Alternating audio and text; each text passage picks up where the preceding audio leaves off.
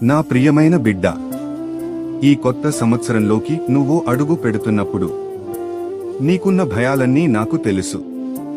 కానీ విను బిడ్డా, అవేవీ నీ భవిష్యత్తును నిర్ణయించవు. ఈ సంవత్సరానికి నేను వేసుకున్న ప్రణాళికలు నీ కన్నీళ్ల కన్నా గొప్పవి, నీ ఓటముల కన్నా బలమైనవి.